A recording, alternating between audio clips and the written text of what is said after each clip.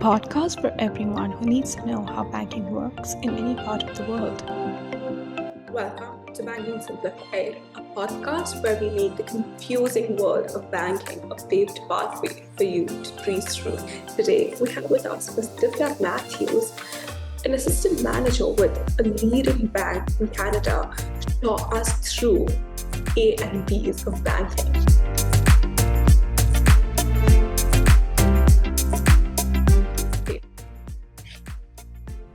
Hi Divya, thank you so much for joining in and taking time out of your busy schedule to join us today for a chat on banking.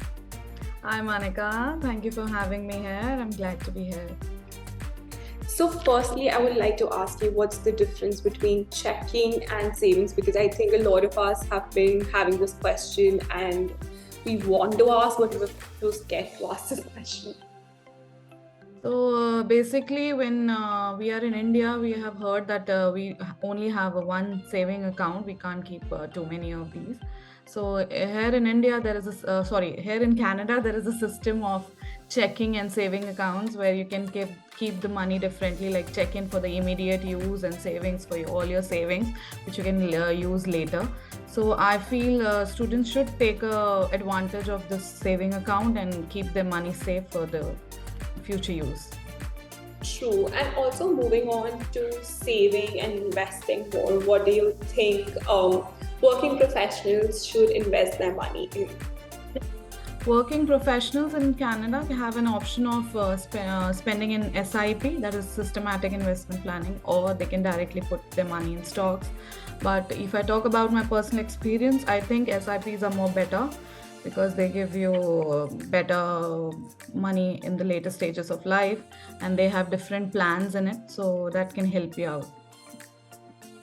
Exactly. And I think banks are also changing their marketing strategy in order to attract younger audiences. How would you suggest that Yeah, banks are changing their marketing strategy? times are changing, and we have a digital era.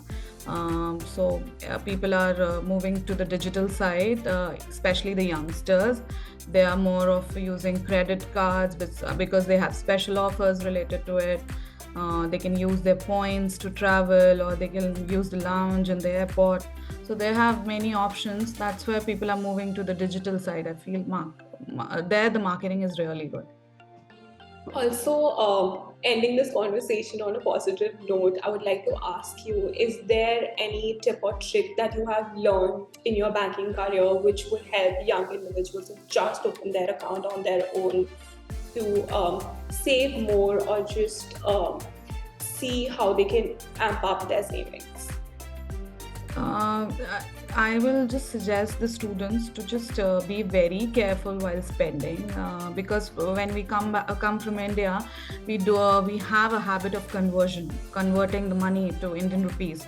So we don't exactly know how much we need to spend or how much we need to save. So very intelligently we should spend, and keeping in money in the savings account will always be beneficial for the students because we don't have any other option, right?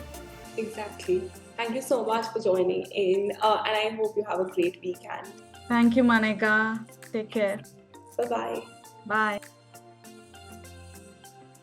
Thank you so much for tuning in. If you enjoyed our show, please hit the follow button as we come up with more ways to amp up your savings.